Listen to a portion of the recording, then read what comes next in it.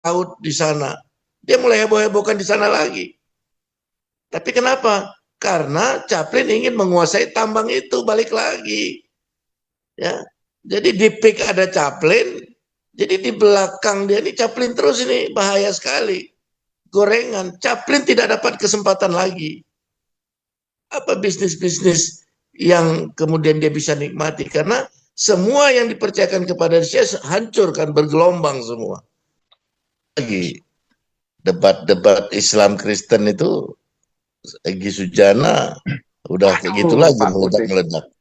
Aduh, Aduh, saya lihat waktu si Edi Sujana debat sama si Muriwali itu, dia saking ngamuknya bilang, saya bisa bunuh kamu. Si iya Muriwali bilang, kacau nggak? Depan kita publik kan loh itu, berdebat kok, tahu-tahu jadi live personal loh, mau bunuh-membunuh. live loh, Gimana nih orang? Ngakunya ngaco. profesor doktor kan dia. Ini kan Itu kompresor bocor, Pak. profesor bocor ya. Itu si Edi Sujana itu dapat dapat titel dari mana?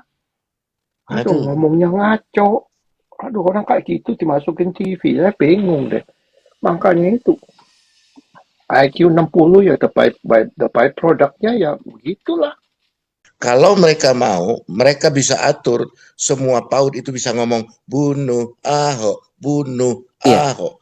itu Itu semua PAUD pengalaman loh. sejarah. Anak Iya, umur iya, 5 tahun, 4 tahun bawa bendera bunuh Ahok, bendera hitam itu. Coba, iya, ini kan terstruktur. iya, itu Ini maksud saya. kalau tidak Basicnya, dikendalikan tentang demo-demo ini PAUD ini akan dimasukin lagi oleh oknum-oknum yang gagal dalam dalam pemilu ya, 2014, 2019, 2024 ini.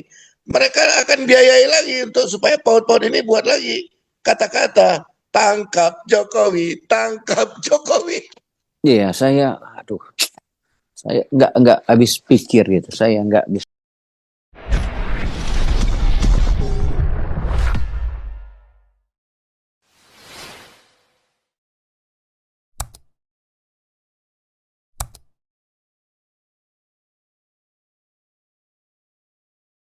Resign Pak Putih masuk Pak Putih. Iya, gini lah ya. Waktu Aguan itu membangun rumah murah, membangun apartemen gratis dengan sucinya, Buddha Suci ya, sampai pasca tsunami di Aceh, semua orang mengeluh-ngeluhkan dia loh. Ya. Kemudian dia bangun beberapa apartemen di zaman Ahok ya, untuk rumah-rumah murah itu, nggak sedikit loh. Ya. Kenapa nggak diperhitungkan yang seperti itu? Dan dia menabung itu rata-rata di atas 6 meter loh. 1 meter dia beli murah, dapat timbunan 6 meter ke atas, berapa dia keluarkan uang? Dengan kita bolehlah bilang ribuan meter. Itu kan semua ada operasional teknis, biaya, ya waktu, ya. Tapi orang dia kan sepihak sekarang. Ya. Dan dia bilang resmi dia beli harga tinggi. Tapi kan kembali bukan oligarkinya, pejabatnya nggak benar. RT RW desa sampai orang-orang yang punya otoritas untuk menerbitkan HGB sampai SHM. Jadi oknum pejabatnya ini sebenarnya. Kalau dia kan keluar duitnya udah gede itu sebenarnya. Tapi kemudian ini digoreng dari masakan yang sekarang semua orang mau cicipi kan. Ya, mulai dari pejabat yang kalah pemilu dari tingkat kabupaten, provinsi sampai DPRD, DPR pusat sampai DPR kota. Ini kan ini barisan sakit hati yang menghimpun karena mereka 10 tahun di zaman Jokowi juga tidak mendapat tempat kan. Ini kan dendam kesumat sebenarnya. Dendam kesumat ini termasuk orang-orang yang punya nama besar di 2024 kemarin tidak dapat posisi nyaman, MPR, DPRD, DPR pusat sampai sampai DPR kota ya. Jadi ini kita dipertontonkan lagi dengan hal-hal yang tidak siap untuk kalah. Padahal setiap bertanding pasti ada yang kalah ya. Tapi tidak siap. Akhirnya apa? Dengan sisa kekuatannya mereka mencoba bersatu, ingin menggoreng dan berhasil mereka goreng. Sekarang garis bawah ini ingin mencuci semua gorengan ini, mulai dari amplop sampai nasi bungkus. Belum lagi janji-janji surganya kalau ini kalau itu ya. Nah, sekarang kita dipertontonkan, mahasiswa aja ke bawah-bawah kemarin itu kan demo. Yang di demo apa, persoalan apa mereka nggak baca. Tapi begitu ada reshuffle, mereka merasa itu hasil karya demo mereka yang kemarin, beberapa hari yang lalu. Padahal sebelum mereka demo, Presiden Prabowo kan sudah sampaikan teguran-teguran keras itu. Tapi yang dipangkas Prabowo kan bukan hal-hal yang didemo oleh mahasiswa kemarin. Ini unik sekali ya. Selalu mahasiswa diberi umpan tidak membaca karena mereka menerima perjanjian-perjanjian di bawah tangan diawali dengan hal-hal teknis yang kebutuhan lapangan. Tapi kalau kita lihat orang-orang ada di belakang mahasiswa ini kan jelas semua. Sekarang saya Didu udah kemana? Udah balik ke Makassar dia mencari info baru tentang tol laut di sana. Dia mulai heboh-hebohkan di sana lagi. Tapi kenapa? Karena Chaplin ingin menguasai tambang itu balik lagi. Ya. Jadi di pik ada Chaplin, jadi di belakang dia ini Chaplin terus ini bahaya sekali. Gorengan, Chaplin tidak dapat kesempatan lagi. Apa bisnis-bisnis yang kemudian dia bisa nikmati karena semua yang dipercayakan kepada dia hancur kan bergelombang semua.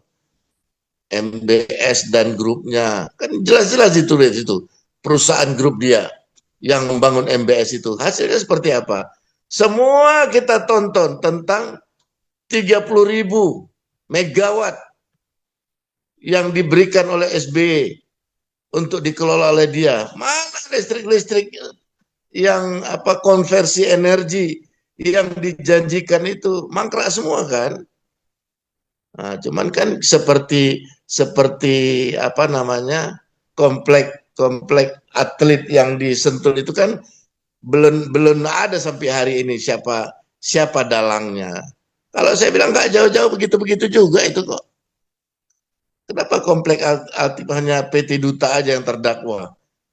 Tapi by design siapa yang mengambil program dan merancang itu semua kan nggak kena senggol. Aduh, seru deh sebenarnya, tapi inilah ya, pengusaha itu berani membuang di depan karena melihat ada goal ke depan. Tapi kemudian gorengan ini diramu oleh orang-orang yang barisan sakit hati, barisan kalah. Sakit hati ini sudah ada sejak 2014, 2019. Ternyata di 2024 mereka tidak berkutik lagi. Ya. Coba, apakah di zaman sebelum-sebelumnya tidak ada aparatur negara yang parah? Ada, tapi tidak terbongkar. Tapi tengok di zaman Jokowi, berjatuhan bintang itu loh, dari coklat dan hijau. Berjatuhan. Coba, kasus Asabri itu, baju hijau. Ini seram loh sebenarnya ya. Jadi bukan tidak ada, justru di zaman ini enggak peduli lagi. Bintang berjatuhan bro. Lanjut Pak. Ini tersinggung Asabri sama bintang berjatuhan. Iya. Tapi itu selalu Pak, saya bingung ya. Saya kadang-kadang mengambil ya Pak, istilahnya substansinya di mana sih semua sistem itu jadi rusak dari dulu ya. Karena saya tahu itu bicara kalau kita berakar dari ajaran yang baik, tentunya akan bertumbuh dengan baik begitu ya. Kalau mungkin ya. Kalau kita sudah diakarkan dengan baik, tentu akan berbuah dengan baik apapun. Ya. Karena mungkin ajaran-ajaran itu ya, yang artinya mau bilang tidak ada kepastian atau tidak lurus atau tidak tegas, tapi gimana ya saya mau ambil kesimpulan tentang itu?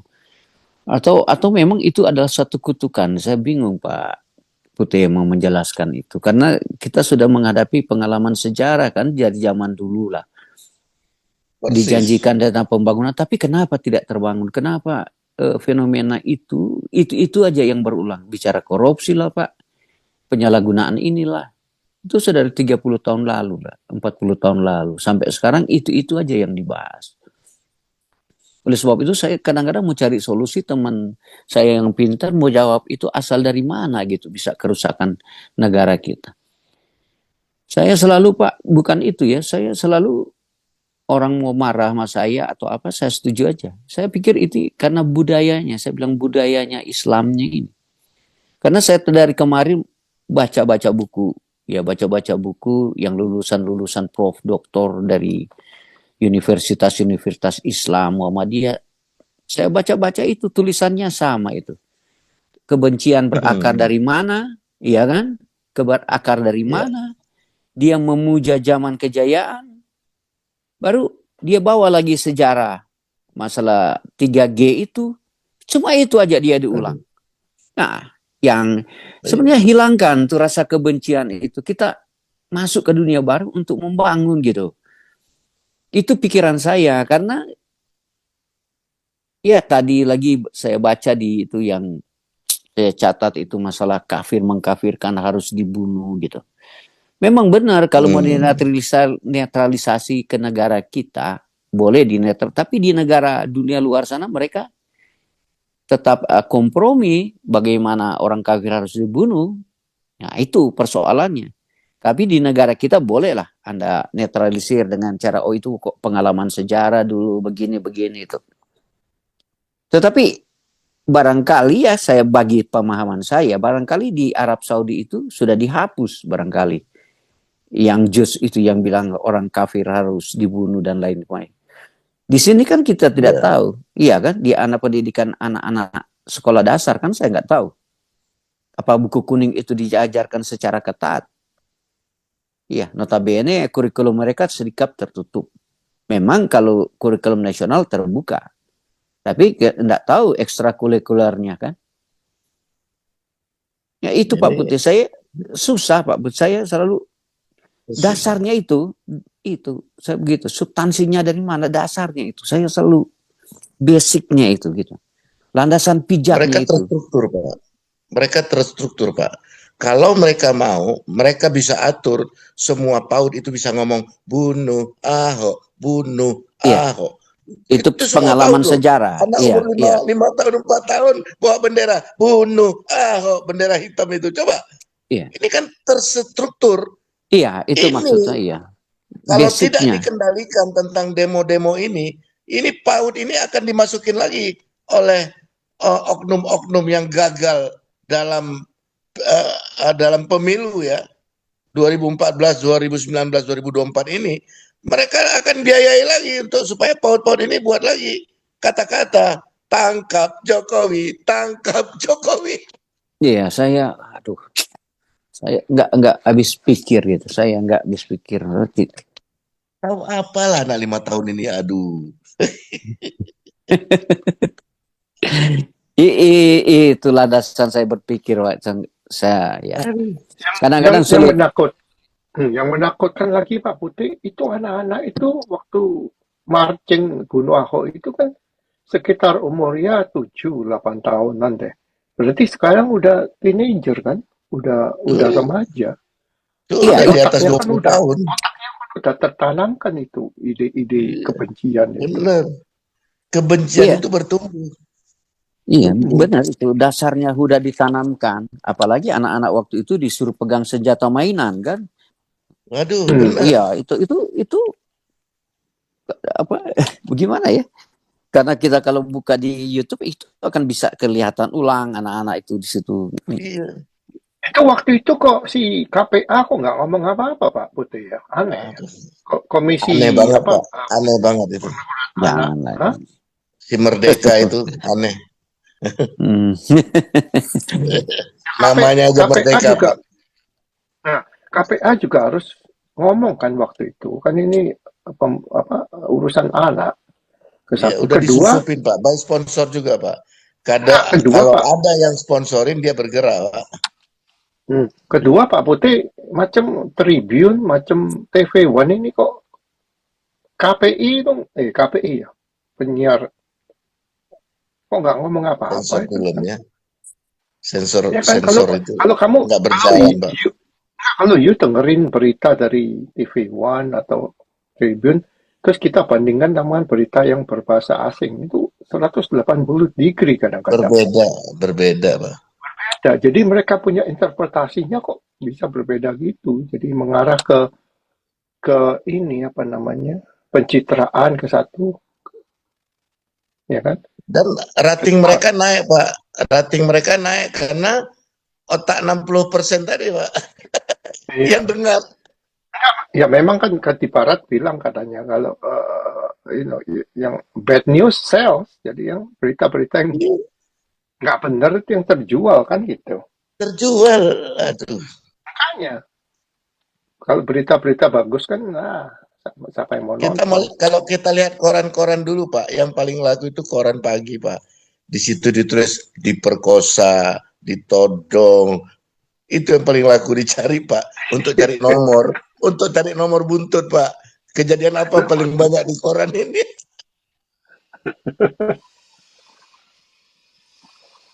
Ya susah Banyak lah. sekali kan koran-koran pagi itu. Aduh, laku loh koran-koran pagi itu. Bacanya tidak senonoh semua lah. Aduh, tapi lucu Ya loh. kalau Di zaman seperti ini, televisi-televisi itu nggak di-ban oleh negara ya, kementerian terkait ya. Beritanya itu sudah tidak akurat, asbun, memanas-manasin masyarakat ya. ya itu yang saya bilang, ya kan? Kalau Pak Apalagi Andi di mau TV tahu One. mengenai kalau TV One itu Pak Andi harus tahu ada dua hal. Pertama soal Apa? marketing. Bad news is a good news. Itu Ya, konsepnya satu. Apa yang paling menjual? Yang kedua, yang punya itu banyak utang masih sama pemerintah. Dia buat itu jadi bargaining power.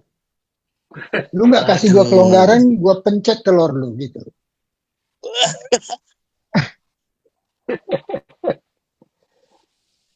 dan itu kan Oh, tapi Pak kan Bahari, Pak Bahari. Pak Putri, kalau menurut aku itu kan pembodohan, satu satu satu sistem persis Pak, pembodohan persis. Tadi. kan itu. Aduh, si Ustadz Bogang yang dulu kerjanya di Pizza Hut itu loh Pak Putri. Terus Bener, kualifikasi kamu itu apa? Ngomong pizza aja nggak bisa. Pizza katanya. Pizza Hut.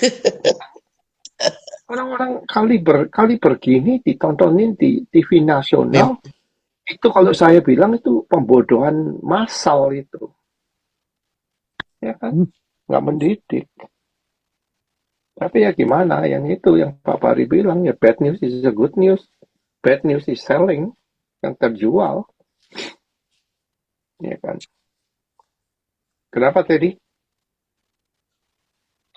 lagi debat-debat Islam Kristen itu Egy Sujana udah kayak gitu Aduh, lagi Pak Putri. meledak-meledak.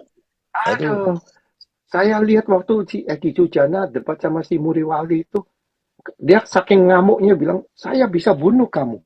Si iya Muriwali kacau bilang, nggak? Depan kan publik yang loh itu, berdebat kok tahu jadi live personal loh, mau bunuh-membunuh. live loh, Gimana nih orang? Ngakunya ngaco. profesor doktor kan dia. Ini kan Itu kompresor bocor Pak. profesor bocor ya. Itu si Edi Sujana itu dapat dapat titel dari mana? Aduh, Aduh, ngomongnya ngaco. Aduh, orang kayak gitu dimasukin TV, saya bingung deh. Makanya itu IQ 60 ya the by productnya ya begitulah. profesornya Udah 60, pengikutnya 25 kali Pak. angkanya itu. Pokoknya udah Allahu Akbar, udah Selesai Pak. habis. Iya, takbir. Allahu Akbar, takbir. Repot itu Ya, orang nggak ada kualitasnya sama sekali. Yang penting Nah, orang-orang seperti ini sebenarnya saya dukung. Yang penting dia punya komitmen, punya integritas, punya konsisten. Jangan seperti Bung Lon. Orang begitu kan saya tahu. Kayak dia kalau hadir di tempat ini jadi begitu, di tempat ini jadi begini. Tapi kalau dia benar-benar pegang teguh prinsip-prinsip itu, yang ada integritas dia, apa yang saya bilang doktrinnya dia itu, ajarannya dia itu, kalau dia pegang benar-benar, itu saya anggap pahlawan. Tetapi kalau nanti diangkat jadi menteri atau jadi apa, baru warnanya berubah, itu yang saya nggak terlalu. Saya ini orang munafik, paling munafik kan di negara kita seperti itu. Dia pas dia diangkat ini, dia lupa ya itunya, doktrinnya yang dia pegang gitu. Tapi kalau kita punya prinsip ya, iya ada prinsip dong, punya integritas lah, ini gitu. Kayak ini ya, kualitasnya IQ 16, what do you expect? Ya kan, mereka tuh ribut aja, katanya Yesus lahir, siapa bidannya, kan? Kenapa Yesus disalib itu kepalanya noleh ke kiri apa noleh ke kanan? Itu bukan urusan lo. Ngapain gitu dibahas? Ya kan? Ya macam-macam deh. Kamu udah pelajarin Pak agamamu sendiri deh. Jangan baca buku orang. Ya kan? Kalau mau baca buku ya dari awal sampai akhir lu baca tuh Alkitab. Ya kan? Benar Pak. Sebenarnya ya. Atau buku kamu tuh kamu yang baca. Kenapa kok gua diajarin untuk cebok pakai 3 batu? Nah itu lu tanya. Ya kan? Kenapa kok aku harus diperbolehkan beristri 4? Nah, itu kamu tanya ke mereka. Ya kan? Benar. Kenapa jidat saya mesti hitam tunduk kelihatan suci? Nah itu tanya kamu pertanyaan gitu. Kalau itu mereka masih bisa berdalih, Pak. Kalau itu mereka masih bisa berdalih karena ini karena itu. Tapi sekarang di zaman modern ini Pak, nggak ada yang bisa jawab kita Pak. Di mana koordinat Gua Hira? Koordinat Gua Hira di zaman modern ini mereka nggak bisa tunjukkan loh Pak. Koordinat Gua Hira. Gini Pak Putih. Pak Putih, maksudnya kalau kamu tanya Ustadz kan dilarang. Tanya Ustadz atau itu dilarang. Kamu tanya aja sama Mbah Google. Ya kan udah zaman teknologi. Ya kan tanya Mbah Google. Mbah, ya kan Mbah Google kan gitu. Mbah Google tuh kafir. Dijawab sama siapa? Mbak Google-nya jawab Pak gini, mohon maaf saya tidak pernah ke sana. Ya kan? Google Map-nya jawab, mohon maaf saya tidak pernah ke Gua Hira. Ya kan, nanti kamu diajarin katanya di surga nanti ada pasar. Emang jualan apa di pasar? Saya bilang jualan kondom untuk melayani 72 bidadari kan gitu Pak Putih. Aneh-aneh deh, masa di surga ada pasar katanya. Terus di surga ada 72 bidadari. Di surga ada orgi katanya. Pikirannya itu kesen melulu. Ya kan? Itu kemarin ada Ustadz tuh di National TV loh, ngomongnya gitu. Kita nanti di sana bisa orgi seks katanya. Soalnya ditahan-tahan selama di dunia. Kan gendeng yang ngomong Ustadz loh. Jadi, kan ada masalah juga di situ Pak. Ada masalah paling krusial Pak. Dia bilang apa yang tidak bisa dia nikmati di dunia, dia bisa nikmati di surga. Jadi kalau kepingin suami atau istri tetangga, nanti di surga ada masalahnya. Istri suami atau suami istri tetangga itu masuk surga apa masuk neraka? Kalau dia ada di neraka, aduh. Makanya, nanti di surga ada ini, ada itu. Emang lu pernah ke sono terus udah balik kan gitu? Suruh mereka aja ke sono dulu, ntar balik baru cerita sama kita, kan gitu Pak Putih. Pusing nggak? Suruh berangkat duluan kagak mau. Ya kan? Aduh. Ini ya memang kita janganlah, kalau saya nggak senang itu bicara apologetika ya, antara itu kita mau bilang begini. Cuma di pemahaman saya cuma satu, teman-teman di sini. Kenapa fenomena itu di mana terjadi terorisme, ya kan? Di mana terjadi radikalisme, di mana terjadi ekstremisme, di mana terjadi militan, di mana terjadi fanatisme. Semua ciri-ciri begitu, di mana terjadi konflik, pembunuhan, pembantaian. Kenapa itu harus selalu menamakan Islam? Itu aja yang realitas. Jangan dulu kita masuk bicara dunia cinta kasih ya. Tapi yang dunia realitas ini. Di mana ada konflik diciptakan oleh budaya Islam, di mana-mana aja dari dia gitu. Ini cuma mau mencerahkan seluruh rakyat Indonesia. Kita tidak usah bicara tadi dunia filantropi itu, lepas dulu. Kita bicara dulu dunia realitas. Ini persoalannya yang kita, kalau kita mau bilang, kalau mungkin ketemu orang-orang pintar seperti mereka, tanya balik. Kenapa sih kamu suka bikin bom bunuh di Bali berapa ribu orang? Itu tidak bisa dilupakan. Gitu. Waktu kamu mengebom itu WTC, World Trade Center. Ya, waktu terjadi di Inggris itu pengeboman lain sebagainya. Yang baru-baru terjadi ini di mana, di Jerman, terjadi di Austria. Semua dari ajaran-ajaran mereka itu. Dari doktrin mereka. Kenapa Anda tidak bahas? Apa sebab ada kebencian seperti itu?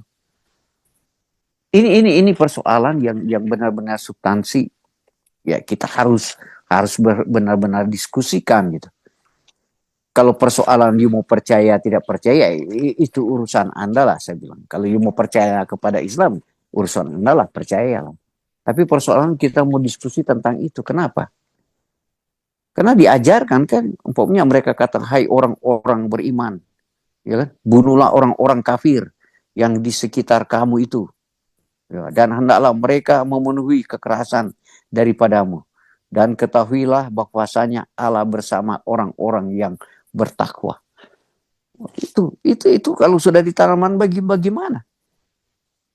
Ya kan? Itu karena dasarnya sudah di situ.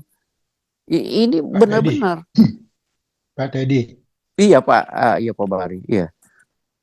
Kalau mau menciptakan barisan pasukan yang berani mati tanpa modal besar, cara yang termurah bagaimana?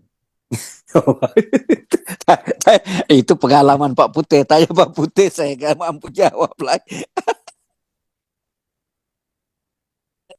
Saya mau kasih, ya,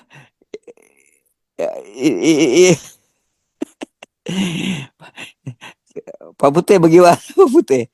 Ini Nggak kedengaran saya tadi, agak hilang sinyal saya. Nanti diulang oleh Pak Dari. Pak Bahari. Saya mau tanya Pak Putih, bagaimana cara menciptakan satu kelompok besar pejuang yang siap mati tanpa mengeluarkan modal besar? Kasih tahu aja Pak, mati syahid, masuk surga dapat 72 bidadari Pak. Betul. Makanya Pak Parmesta nggak usah nanya-nanya. Udah tahu kita. Kasih tahu aja. Lu langsung ke surga dapat 72 bidadari. Jadi yang hidupnya susah. Nggak perlu sediakan asrama, nggak perlu sediakan macam-macam barang. Langsung mau jadi pengantin dia. Langsung jadi pengantin mau dia. Karena di dunia dia hidup susah. Nggak ada pekerjaan, keluarga nggak terima dia. Warga tidak terima dia. Orang-orang seperti ini langsung mau, gua ke surga aja. Dapat 72 bidadari. Itu maksud saya, ngapain kita lagi diskusi tentang apologetika. Ini Yesus begini. Lihat saya realita kan, saya bilang begitulah. Masalahnya kan tidak ada imam-imam atau guru mereka yang mau jadi pengantin. Kalau di sana benar ada 72 bidadari, yang mereka sudah punya 24 nggak puas, pasti langsung, gua jadi pengantin aja biar dapat 72 bidadari. Kagak ada tuh. Lu takut disuruh dia duluan ke sana ya. Jadi bottom line Pak Putih, kamu itu berhak bertanya apa yang banyak supaya kamu itu dimengertikan, ya kan? Tanya aja kok pemikiran mereka itu masih manusiawi. Padahal kalau udah di surga di sono itu kan kita ini rohani, udah nggak ada pemikiran seks, pemikiran perempuan, pemikiran apa. Kenapa kok pemikiran mereka itu masih manusiawi sekali? Gitu loh maksud saya. Tadi pengajaran mereka ini gimana ya, membodohkan gitulah maksudnya. Ya kan? Jadi harus banyak bertanya. Kenapa saya diajarin ini? Kenapa saya diajarin? Contoh soal sembahyang mesti 5 kali itu di Quran nggak ada Pak Putih.